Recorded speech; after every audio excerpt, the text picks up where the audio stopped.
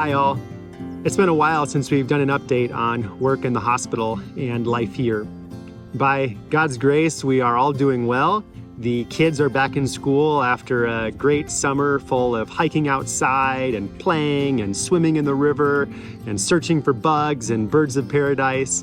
And now they're back at it in school, and Janae is busy homeschooling Milo and taking care of the twins. Janae also recently went on a palliative care trip with Dr. Abigail to visit a sick baby in the community. And that was a really special and wonderful time for her and wonderful time of ministry for her. When she finished the visit, Janae and Dr. Abigail were both very graciously given a bunch of fruit and vegetables, which is very common here, but they were also each given a live chicken. Wait, that's what I think you can eat. Hey, Jake. We have a chicken that can eat. Okay. I needed your help. That's pretty funny. It's very warm. I know. Is it alive? Meningitis? Oh no, it's still alive. It's completely alive. So Janae brought the chicken home, and the kids all wanted to keep it as a pet. They did not want the chicken to get eaten, and it caused no little amount of drama in our household deciding what to do with this chicken. We ultimately gave it to a very sweet P&G lady here for a purpose that will not be disclosed to the children. This last year and a half here, and it's hard to believe that we've been here over a year and a half now, it has been wonderful and beautiful, but also hard and at times crushing. Nehemiah 8:10 says, "For the joy of the Lord is our strength." And Proverbs 17:22 says that a cheerful heart, a joyful heart, is good medicine, but a crushed spirit dries up the bones. And I want to reflect on a few patient stories that have brought me joy in this season. Recently, I was on an overnight shift, and I got a call about 4 a.m. from our labor and delivery ward. And they said, "Dr. Jake, there's a woman that just came in. She's 37 weeks pregnant, and she's bleeding." I walked into the room and could immediately see this patient's legs covered with blood and blood on the bed, never a good sign in someone who's pregnant. And I asked her, "Are you having any pain?" And she said, No, it started this morning, 3 a.m., lots and lots of bleeding, but no pain. Well, in pregnancy, there's a condition called placenta previa, which in the 2nd or 3rd trimester causes painless bleeding. And it's a condition where the placenta is blocking the cervix. So the baby is being blocked by the placenta and can't come out, can't be delivered because the placenta is in the way. And this is a condition where if someone tries to labor at home, they will most likely die. The baby will most likely die. I put on the ultrasound and in about 3 seconds confirmed the diagnosis of placenta previa. And I looked at this woman and I explained what was going on, and I said that we will need to go to an emergency cesarean section. And she looked up at me with eyes full of trust and she says, "Okay, doctor, let's go now." Everything went perfectly with the C-section and delivered a healthy baby girl. Mom was healthy, baby was healthy. A couple of weeks later, I walked by our emergency room and I saw a young girl who was sitting up in bed, and her color was ashen, was gray, and she was sitting upright, struggling to breathe. And so I put the ultrasound on her heart and immediately saw an enormous amount of fluid around her heart, sitting around the heart, squeezing on the heart, preventing the heart from being able to fill. This is a condition called pericardial tamponade. In our setting, this is often from TB, especially in young people.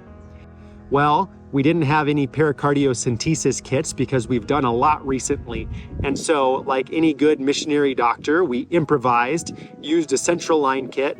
I took her over to our minor procedure room and I put a catheter next to her heart inside the pericardium and drained out 2 liters of fluid. Immediately, her blood pressure improved, her heart rate improved, and a few days later, After being admitted to the hospital and getting started on TB medications and other treatment, she was able to go home.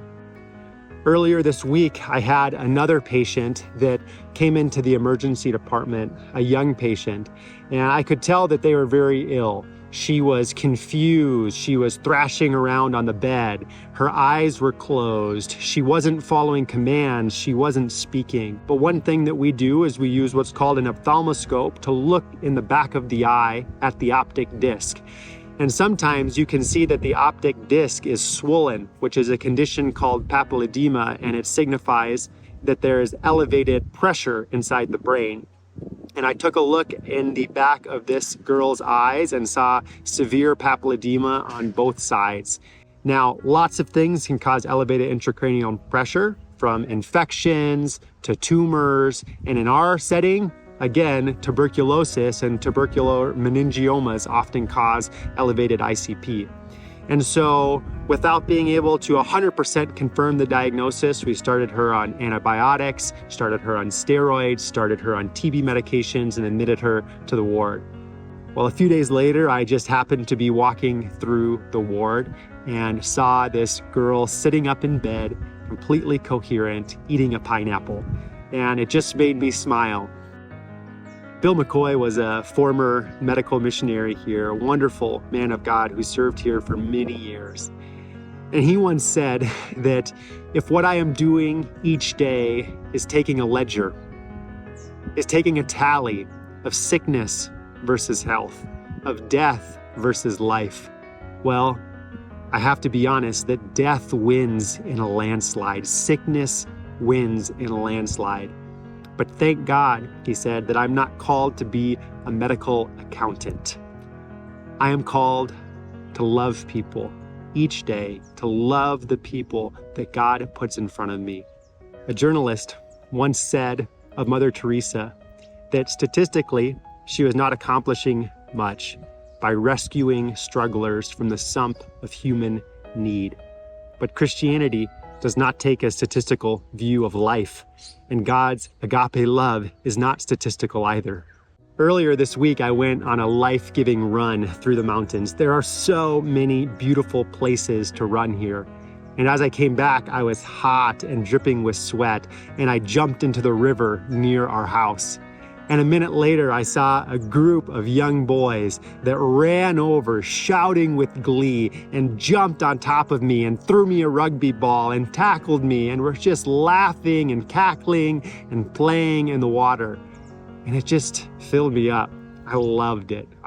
It was so fun.